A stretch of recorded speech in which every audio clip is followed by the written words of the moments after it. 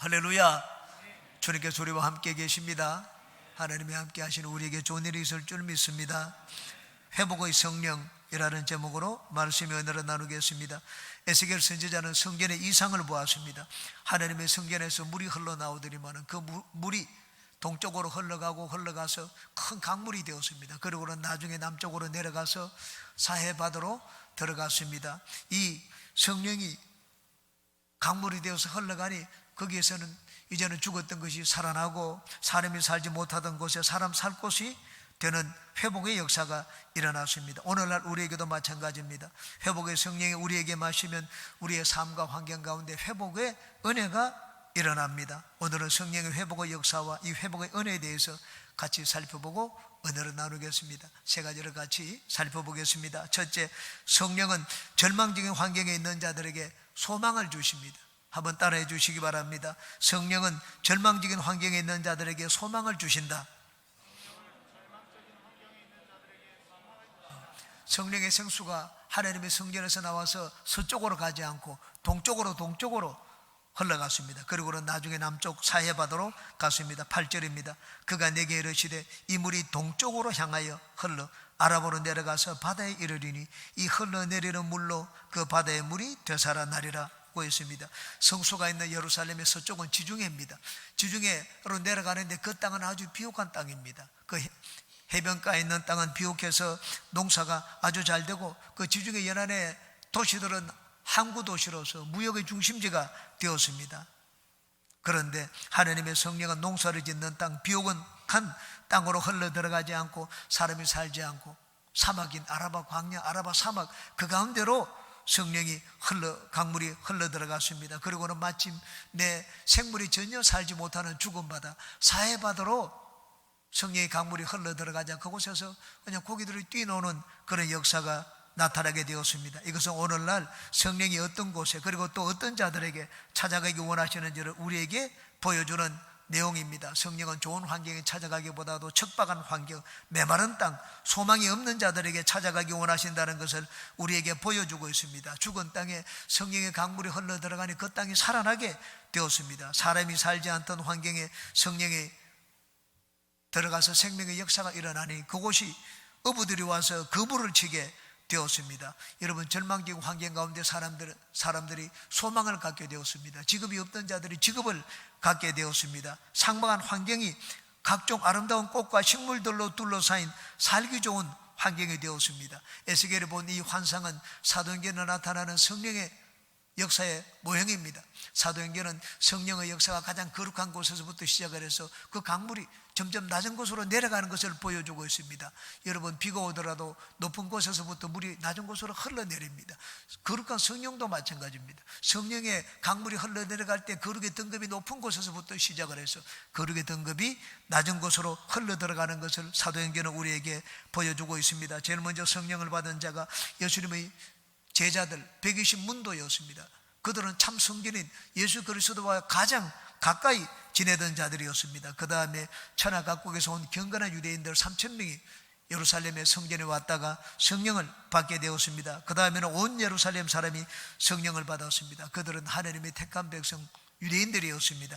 네 번째로 성령을 받은 자들이 사마리아인들이었습니다. 사마리아인들도 복음을 받았다는 얘기를 듣고 예루살렘 교회가 베드로와 요한을 파송을 했습니다. 베드로와 요한이 그들에게 가서 기도하고 성령을 받도록 안수하자 그들이 성령을 받고 놀라운 역사가 일어나기 시작을 했습니다. 사마리아인들은 절반만 유대인이었습니다. 그 다음 이제는 에티오피아 내시가 성령을 받았습니다. 에티오피아 내시는 이방인이었습니다. 그런데 완전히 할례를 받고 유대교로 개종한 귀화한 이방인이었습니다. 그 다음 할례를 받지 않은 경건한 이방인은 고넬료 가정이 성령을 받았습니다. 고넬료는 할례 받지 않은 이방인이었지만 경건한 자들이었습니다. 그 다음에는 이제는 경건하지 않은 자들에게도 하나님이 성령을 부어주시고 하나님의 백성으로 삼으셨습니다. 안디옥 교회입니다. 수리아 안디옥 교회에 헬라파 유대인들이 가서 복음을 전하자 그들은 예수님이 하나님이 누구신 줄 모르고 율법이 무엇인지 모르는 자들이었습니다. 그런데 다 예수님을 믿고 구원을 받고 큰 교회를 세우게 되었습니다. 바울 사도는 이 수리아 안디옥 교회에서 파송되어 복음을 온 세계에 전하기 시작을 했습니다. 2차 선교 여행 때는 유럽으로 건너가서 복음을 전했습니다. 유럽에서 복음을 전해들은 도시는 빌립보였습니다. 빌립보는 유대인들이 살지 않는 도시였습니다. 전혀 유대교의 영향을 받지 않은 도시에 교회가 세워지게 되었습니다. 그리고는 마침내 땅끝이라고 여겨졌던 영적인 땅끝인 로마에 가서 바울 사도가 복음을 전하게 되었습니다. 사도행전은 거룩의 등급이 가장 높은 곳에서부터 시작해서 이 성령의 강물이 점점 더 낮은 곳으로, 이제는 영적으로 땅끝이라고 여겨지는 로마에까지 성령의 강물이 흘러 들어가는 것을 보여주고 있습니다. 여기 마치 에스겔의 환상에서 성소에서 흘러나오는 성령의 강물이 사람이 살지 못하는 땅을 적시고 광야로 가서 사막으로 갔다가 그러고는 나중에 죽음받아 사해로 흘러 들어가는 것을 보여주고 있습니다. 그런데 성령의 강물이 들어가는 곳마다 생명의 역사가 일어나게 되었습니다. 여기 유대인들은 사마리아 사람들과 이방인들에게 복음을 전하기 원하지 않았습니다. 그런데 하나님은 그런 자들이야말로 하나님의 구원이 필요하다는 것을 알고 계셨습니다. 그래서 성령의 강물이 그런 자에게 흘러가도록 하나님은 일꾼들을 인도하셨습니다. 여러분, 사도들은 사마리아 지방에 가서 복음을 전하려고 하지 않았습니다. 그래서 하나님이 평신도로 그곳에 보내어서 복음을 전하게 했습니다. 그러므로 여러분, 성령은 어떤 분이신가? 성령은 절망 가운데 있는 자들에게 찾아와서 소망을 부어주시는 분입니다. 그러므로 나는 지금 소망이 없습니다, 나는 너무 절망적입니다, 그런 분들은 성령 하나님을 바라보고 성령님을 모셔드리시기 바랍니다. 여러분, 환경을 바라보고 낙담하지 마십시오. 내 부족함, 나는 가진 것이 없다, 나를 바라보고 좌절하지 마십시오. 성령이 오신 이유가 어디 있습니까? 그런 자들을 돕기 위하여 성령은 이 땅에 오셨습니다. 그러므로 부족한 자들은 더욱더 성령 하나님을 여러분의 영혼과 육체와 삶 가운데 모셔드리시기 바랍니다. 성령과 함께 인생을 사는 분들마다 생명과 축복의 소망이 넘치시기를 주님의 이름으로 축원합니다. 두 번째입니다. 성령은 우리에게 생명과 건강과 부요를 주십니다. 한번 따라 하시기 바랍니다. 성령은 우리에게 생명과 건강과 부요를 주신다. 우리에게 생명을 주시고 자라게 만드는 분이 성령입니다. 성령은 생명의 영입니다. 9절 이하를 보시기 바랍니다. 이 강물이 이르는 곳마다 번성하는 모든 생물이 살고 또 고기가 심히 많으리니 이 물이 흘러들어가므로 바닷물이 되살아나겠고 이 강이 흐르는 각처의 모든 것이 살 것이며 또 이 강가에 어부가 설 것이니 엔게디에서부터 에네글라임까지 그물치는 곳이 될 것이라. 그 고기가 각기 종류를 따라 큰 바다의 고기같이 심히 많으려니와 그 진펄과 개펄은 되살아나지 못하고 소금 땅이 될 것이며 강 좌우가에는 각종 먹을 과실나무가 자라서 그 잎이 시들지 아니하며 열매가 끊이지 아니하고 달마다 새 열매를 맺으리니 그 물이 성소를 통하여 나옴이라. 그 열매는 먹을 만하고 그 잎사귀는 약재료가 되리라. 이 얼마나 소망적인 말씀입니까? 마치 파라다이스와 같습니다. 하나님이 성령이 가는 곳마다 그 환경이 아주 복된 환경이 될 것을 보여주고 있습니다. 성령은 주고 있는 모든 것에 생명을 주어 살리는 영입니다. 하나님이 천지를 만드실 때 생명이 없는 곳에 생명을 나게 만드셨습니다. 생명을 주신 분이 누굽니까? 성령 하나님입니다.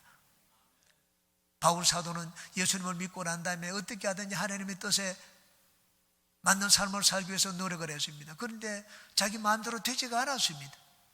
그러다가 나중에 깨달았습니다. 야, 내 안에 생명의 성령이 계시는구나. 로마서 8장입니다. 그러므로 이제 예수 그리스도 안에 있는 자에게는 결코 정죄함이 없나니 이런 그리스도 예수 안에 있는 생명의 성령의 법이 죄와 사망의 법에서 너를 해방하였음이라. 그러므로 여러분, 성령이 임하면 성령이 임하는 곳에는 모든 약한 것들이 강하게 되고 죽어가는 것들이 살아나는 생명의 역사가 일어납니다. 여러분, 우리가 병들었지만 병든 것이 고침을 받습니다. 죽은 우리 영이 살아납니다. 환경도 복된 환경으로 살아납니다. 여러분, 아라바는 사막입니다. 아라바 사막에 성령의 강물이 얼어나니까 거기 꽃들이 피고 식물이 자라게 되었다고 했습니다. 사해는 죽은 바다이기 때문에 아무것도 살지 못합니다. 그런데 거기 성령의 강물이 흘러 들어가니 그냥 고기가 뛰어놀 것이라고 했습니다. 그 많은 고기를 잡기 위해서 어부들이 거기 그물을 칠 것이라고 했습니다. 성령은 죽은 우리 영혼을 살려주십니다. 예수님을 믿지 않는 자들의 영혼은 이미 죽었습니다. 하나님을 알지 못하고 하나님께 합당한 영광을 드리지를 않습니다. 그런데 성령 우리 가운데 오시면 우리 영혼이 살아납니다. 하나님을 알게 되고 하나님께 합당한 영광을 드립니다. 오늘 우리는 주님께 나왔습니다. 내 힘으로 나온 것이 아닙니다. 하나님을 알기 때문에 주님께 나왔습니다. 누가 우리 눈을 떠서 하나님을 알도록 만들어 주셨습니까? 성령 하나님이십니다. 여러분, 우리 영혼을 살리고 우리 영혼이 자라게 만드시는 분이 성령입니다. 나는 교회 나온 지 얼마 되었습니다. 예수님 믿은 지 얼마 되었습니다. 여러분, 신앙이 10년 20년 되었다고 해서 저절로 우리 영혼이 자라는 것이 아닙니다. 하나님의 성령께서 우리 영혼의 생명을 공급해 주시기 때문에 우리 영혼이 자라고 우리가 영적인 사람이 되는 것입니다. 그러므로 여러분은 더욱더 성령으로 충만하여 영적인 사람이 되시기를 바랍니다. 그 다음, 성령은 또한 그의 백성들에게 건강과 치료와 생명을 넘치게 해주시는 분입니다. 요한복음 10장 10절입니다. 도둑이 오는 것은 도둑질하고 죽이고 멸망시키려 하며, 예수님이 이 땅에 오신 것은 양으로 생명을 얻게 하고 더 풍성히 얻게 하려 함이라고 했습니다. 우리가 예수님을 믿으면 생명을 얻습니다. 그런데 풍성히 얻는다고 했습니다. 우리에게 풍성한 생명을 주시는 분이 누굽니까? 성령이십니다. 예수님은 하늘 보좌에 오르셔서 풍성한 생명을 우리에게 주시기 위하여 성령을 보내주셨습니다. 그러므로 예수님의 풍성한 생명을 얻기 위해서는 우리가 성령으로 충만해야 됩니다. 성령으로 충만하면 하나님의 생명이 나에게 넘칩니다. 예수의 생명이 나에게 넘치기 때문에 내 가운데 어둠의 세력이 떠나가고 질병도 떠나가고 마귀의 일들도 떠나갑니다. 성령은 여러분 부유하게 만드시는 분입니다. 9절 보시기 바랍니다. 이 강물이 이르는 곳마다 번성하는 모든 생물이 살고 또 거기가 심히 많으리니 라고 했습니다. 12절 앞부분 보시기 바랍니다. 강 좌우가에는 각종 먹을 과실나무가 자라서 그 잎이 시들지 아니하며 열매가 끊이지 아니하고 달마다 새 열매를 맺으리니 그 물이 성소를 통하여 나옵니다. 이 물은 성령이시지 않습니까? 성령이 오시면 열매가 끊이지 아니하고 달마다 새 열매를 맺을 것이라고 했습니다. 야, 이번 달은 안 된다. 이번 달은 그냥 우리가 적자다. 여러분, 달마다 새 열매를 맺는다고 했습니다. 성령이 충만하면 이번 달은 적자다, 그런 일이 생기지를 않습니다. 성령 우리에게 번성하게 만드시는 분입니다. 성령 우리에게 부유하게 만드시는 분입니다. 이스라엘은 광야에서 40년 동안 사는 동안에 어려움과 낮아짐을 체험했지만은 부족함이 없는 삶을 살았습니다. 왜냐하면 성령께서 그들을 돌봐 주셨기 때문입니다. 모세가 그들에게 마지막 교훈을 주었습니다. 너희들 한번 돌아보라고 하십니다. 40년 동안 너희들이 광야에서 살았는데 발이 부르던 사람이 있느냐? 의복이 헤어진 자가 있느냐? 못 먹어 굶어 죽은 자가 있느냐고 했습니다. 하나님이 그들을 풍성하게 먹였습니다. 고기를 먹고 싶다고 할 때 하나님의 성령이 메추라기를 보내주시니까는 입에서 코에서 그냥 냄새가 나서 질릴 정도로 한 달 동안 고기를 먹게 해주셨습니다. 성령은 풍성한 생명이 흘러넘치는 하나님이십니다. 하나님이 성령이 이 온 세계를 지을 때 여러분 초라하게 지은 것이 있습니까? 하나님은 진짜 풍성하게 지었습니다. 하나님이 만드신 모든 것을 보면 입이 딱 벌어져서 다물어지지를 않습니다. 동해 바다 나가 보십시오. 그 많은 물을 어떻게 채웠겠습니까? 그 물속의 고기는 또 누가 채웠겠습니까? 저는 미국에 가서, 미국은 이 그랜드 캐니언이나 옐로스톤 또 로키 산맥 그 올라가 보면 여러분 입이 딱 벌어져서 다물어지지가 않습니다. 야, 하나님이 어떻게 이 거대한 계곡을 만들고 거대한 산을 만들었을까? 참 놀라움을 금할 수가 없습니다. 하나님은 모든 것이 흘러넘치는 분입니다. 하나님께는 부족함이 없습니다. 그러므로 그리스도 안에 있는 부요를 체험하기 원하는 분들은 더욱더 성령 하나님을 모시고 성령님을 의지하시기 바랍니다. 우리 교회도 그렇고 여러분 개인도 그렇고 가정도 그렇고 여러분 사업장도 그렇고 늘 갈급한 심령으로 성령의 생수를 구하는 모든 분들이 되시기를 주님의 이름으로 축원합니다. 세 번째입니다. 성령의 생명의 역사를 체험하기 위해서는 성령의 은혜로운 다스림을 받아야 합니다. 한번 따라 하시기 바랍니다. 성령의 은혜로운 다스림을 받자. 에스겔은 성전 동쪽 문에서 흘러나오는 성령의 물을 따라가 봤습니다. 성전 안에 있다가 이제는 성전 바깥으로 나갔습니다. 바깥으로 나가서 동쪽에 강물이 흘러나가는 걸 보았습니다. 그 이상 중에 그를 이끌어간 이 하나님의 사람이 얘기했습니다. 잘을 지었습니다. 1,000척을 지어가지고 동쪽에서부터 한 척은 한 규빗입니다. 팔도까지의 거리입니다. 그러므로 1천척은 450m 정도 됩니다. 동쪽에서 강물이 흘러나가는 450m쯤 가서 이 에스겔에게 야, 물속에 한번 들어가서 보라고 했습니다. 가보니 물이 발목까지 찼습니다. 또 1천척을 더 청량을 했습니다. 450m 들어가서 또 강물에 들어가 보라고 했습니다. 두 번째 들어가 보니 물이 무릎까지 차왔습니다. 또 1천척을 지나고 난 다음에 또 이 에스겔에게 강물에 들어가 보라고 했습니다. 세 번째 들어갔더니 이제는 물이 허리까지 나왔습니다. 네 번째 1천척을 더 청량을 했습니다. 한 2km 정도까지 간 것입니다. 2km 정도까지 가서 이제는 들어가 보라고 했습니다. 들어갈 수가 없었습니다. 물이 넘쳐가지고 헤엄치지 않으면 갈 수 없을 정도로 이제는 물이 넘치게 되었습니다. 5절을 보시기 바랍니다. 다시 천척을 청량하시니 물이 내가 건너지 못할 강이 된지라. 그 물이 가득하여 헤엄칠 만한 물이요 사람의 능히 건너지 못할 강이더라. 그러고 난 다음에 이 하나님의 사람이 에스겔을 이제는 강둑으로 데리고 갔습니다. 강둑으로 데려가서 그 강둑 좌우편을 한번 보라고 했습니다. 강둑으로 가서 이제는 물가에서 물에 있다가 강둑으로 나왔습니다. 8절 9절입니다. 강 주변을 살펴보고 이렇게 말을 했습니다. 그가 내게 이르시되 이 물이 동쪽으로 향하여 흘러 아라바로 내려가서 바다에 이르리니 이 흘러내리는 물로 그 바다에 물이 되살아나리라. 이 강물이 이르는 곳마다 번성하는 모든 생물이 살고 또 고기가 심히 많으리니 이 물이 흘러들어가므로 바닷물이 되살아나겠고 이 강이 이르는 각지의 모든 곳이 살 것이라고 했습니다. 여러분, 물이 발목까지 올 때는 이런 말을 하지 않았습니다. 그런데 물이 흘러 넘쳐가지고 막 내가 물속에 들어갈 수 없게 되자 이제는 불러내었습니다. 불러내어가지고 강 주변을 보라고 했습니다. 온갖 아름다운 꽃이 거기 있고 식물이 자라나고 있었습니다. 이 강물이 들어가면은 이제는 죽은 것이 살아나는 역사가 일어날 것이라고 말씀을 했습니다. 그러므로 내 삶에 생명의 역사, 성령의 살리는 생명의 역사가 일어나기 위해서는 성령의 강물이 나에게 들어와야 됩니다. 조그마한 물로는 충분하지 않습니다. 성령으로 충만해야 됩니다. 여기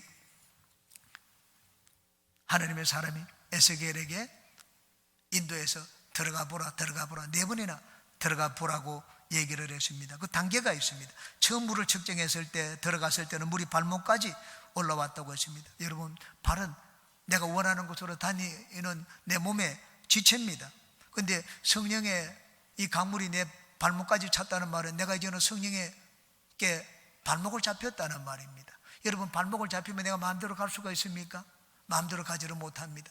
내 의지대로 가고 싶은 대로 가지를 못합니다. 우리가 오늘 주님 앞에 나왔습니다. 우리는 성령께 발목을 잡혔기 때문입니다. 성령의 발목을 잡히면 내 마음대로 하지를 못합니다. 이제는 어느 정도 성령의 인도를 받습니다. 우리는 삶의 여러 가지 문제를 통해서 성령께 발목이 잡힌 자들입니다. 저절로 성령께 발목이 잡혀가지고 하나님의 성령이 하라는 대로 따라할 사람이 있습니까? 따라할 사람이 없습니다. 그러나 삶에 문제가 생기면 이제는 성령의 발목이 잡힙니다. 발목이 잡혀가지고 성령이 이끄는 대로 이제는 따라하게 됩니다. 신앙적으로 말하면 신앙의 초보적인 수준에 있는 자를 말합니다. 그 다음 두 번째 1천척을 청량하고 난 다음에 들어가 보니까 무릎까지 물이 찼습니다. 이제는 내가 무릎이 성령의 다스림을 받는 자가 된 것을 말합니다. 이제 무릎을 내 마음대로 사용하지 못합니다. 이제 무릎을 하나님께 꿇는 그런 신앙의 단계를 말합니다. 하나님 앞에 무릎을 꿇는다는 것은 하나님 앞에 항복하고 이제 하나님의 뜻을 내가 받아들이겠다는 것을 말합니다. 여러분, 우리는 때때로는 이제는 내 힘으로 안 됩니다. 내 힘을 쓰지 못할 때가 있습니다. 내가 노력과 내가 아는 지혜를 다 동원해도 문제를 해결할 길이 없습니다. 그때는 우리가 하나님의 말씀으로 살아야 됩니다. 자아가 깨어져서 하나님께 무릎을 꿇은 여러분들은 이제는 하나님의 말씀으로 사는 법을 배우고 하나님의 말씀을 여러분의 인생의 힘으로 삼는 모든 분들이 되시기를 주님의 이름으로 축원합니다. 네 번째, 하나님의 사람이 1천척을 청량하고 난 뒤에 물에 들어가 보니까 이제는 발이 땅에 닿지 않았습니다. 이제는 내 마음대로 할 수가 없었습니다. 이제는 물에 떠야지 움직일 수가 있었습니다. 성령의 강물에 떠야지 이제는 살 수 있는 그런 때가 된 것을 말합니다. 이 땅에서는 그런 일이 아직 일어나지 않았습니다. 그러나 예수님이 다시 오시게 되면 우리는 물에 뜰 것입니다. 성령의 강물에 뜰 것입니다. 이제는 내 의지로 사는 것이 아니고 성령의 강물에 떠서 성령이 우리를 이끄시는 대로 우리는 다니는 때가 올 것입니다. 이 땅에 살 때도 마찬가지입니다. 이 땅에서도 성령의 강물에 떠서 사는 사람은 전적인 성령의 다스림과 인도를 받는 자를 말합니다. 이제 내 발이 땅에 닿지 않기 때문에 내가 내 힘으로 할 수 있는 것이 아무것도 없습니다. 이제는 모든 것을 성령께 의지합니다. 성령이 하라는 대로 따라하는 그런 사람을 말합니다. 예수님이 이 땅에 사실 때 어떻게 사셨습니까? 예수님은 전적으로 성령의 뜻대로 사시고 성령의 능력으로 일을 하셨습니다. 예수님은 늘 새벽에 기도하셨습니다. 그리고는 성령 하나님께 뜻을 물었습니다. 그리고 나가서 일을 할 때 늘 성령의 능력으로 일을 하셨습니다. 예수님이 가는 곳마다 병을 고치고 귀신을 쫓아내자 바리새인이 예수님이 하는 일을 보고 빈정되었습니다. 야, 저 사람은 귀신의 왕을 힘입어가지고, 귀신의 왕 바알세불을 힘입어가지고 쪼무레기 귀신을 쫓아내는 것이라고 했습니다. 예수님이 그 말을 듣고 대답을 하셨습니다. 사탄이 자기들끼리 서로 싸우면 사탄의 나라가 어떻게 이루어지겠느냐? 사탄이 자기 종자들을 쫓아낸다니 그게 무슨 말이냐고 했습니다. 그럼 나는 귀신의 왕으로 귀신을 쫓아내고, 그럼 너희들 자녀들은 누구의 힘으로 병든 자를 고쳐내고 귀신을 쫓아내느냐고 했습니다. 그리고 예수님이 이렇게 덧붙였습니다. 마태복음 12장 28절입니다. 그러나 내가 하나님의 성령을 힘입어 귀신을 쫓아내는 것이면 하나님의 나라가 이미 너희에게 임하였느니라. 예수님은 어떻게 사역을 하셨습니까? 예수님은 인간의 힘으로 사역을 하지 않았습니다. 예수님은 성령의 능력으로 사역을 행했습니다. 베드로가 고넬료 가정에 가서 예수님의 사역을 설명을 했습니다. 예수님의 사역을 설명을 할 때 이렇게 설명을 했습니다. 사도행전 10장 38절입니다. 하나님이 나사렛 예수에게 성령과 능력을 기름 붓더라 하셨으며 그가 두루다니시며 선한 일을 행하시고 마귀에게 눌린 모든 사람을 고치셨으니 이는 하나님이 함께 하셨습니다. 예수님이 행한 사역을 무엇이라고 했습니까? 성령이 아니면 그런 일이 나타나지 않는다고 했습니다. 예수님이 제자들에게 말씀을 했습니다. 장차 성령이 임하시면은 내가 한 일은 너희도 할 것이고 내가 한 것보다 더 큰 일은 너희가 할 것이라고 했습니다. 예수님의 제자들은 성령을 받기 전까지 예수님이 하신 말씀의 의미를 몰랐습니다. 그런데 성령을 받고 난 다음에 자기들도 예수님과 똑같은 일이 자기들에게 나타나는 것을 보았습니다. 그래서 깨달았습니다. 아, 예수님이 하신 일이 성령의 일이었구나. 그래서 베드로가 고넬료 가정에 가서 예수님의 사역을 이야기할 때 하나님이 나사렛 예수에게 성령과 능력을 기름 붓듯 하셨다고 했습니다. 여러분, 성령은 어떤 분이십니까? 성령은 여러분 귀신을 쫓아내고 우리 삶의 어둠의 세력을 쫓아내고 우리에게 아주 풍성한 생명을 주시는 분입니다. 우리가 그러므로 하나님 안에 있는 그리스도의 부요를 체험하기 위해서는 성령의 강물이 우리에게 흘러넘쳐야 됩니다. 발목까지 차와서는 안 됩니다. 아, 나는 교회 나온다. 그건 교회 나오는 것은 발목이 성령에 붙잡힌 자들을 말합니다. 나는 무릎 꿇고 기도도 하는데요, 기도하는 것으로 충만하지 않습니다. 나는 하나님 말씀으로 사는데요, 하나님 말씀으로 사는 것으로 충만하지 않습니다. 이제는 내 모든 걸 내려놓아야 됩니다. 여러분, 물이 뜨는 사람은 내가 할 수 있는 것이 아무것도 없습니다. 성령 하나님의 뜻에 전적으로 순종하고 성령님이 하시면 하라는 대로 순종해야 됩니다. 그 앞에 내 뜻을 내놓으면 안 됩니다. 나도 발이 또 물에 땅에 닿았으니까 나하고 같이 좀 일을 하십시다. 하나님은 그것을 원하지 않습니다. 이 하나님의 사람이 에스겔을 데리고 강둑으로 갔습니다. 한번 보라고 했습니다. 주변을 보니까는 하나님의 생명이 모든 곳에 흘러넘치는 것을 봤습니다. 우리가 성령 하나님의 생명이 나에게 흘러넘치는 것을 체험하기 위해서는 성령으로 충만해야 됩니다. 교회 나오는 것으로 충만하지 않습니다. 기도하는 것으로도 충만하지 않습니다. 늘 성령의 충만함을 구해야 됩니다. 여러분은 예배 때마다 성령의 충만함을 구하고 한 번이면 안 되니까 두 번, 세 번 성령의 충만함을 구하는 모든 분들이 되시기 바랍니다. 하나님의 생명의 역사가 그런 여러분의 삶 가운데 충만하게 마시기를 주님의 이름으로 축원합니다.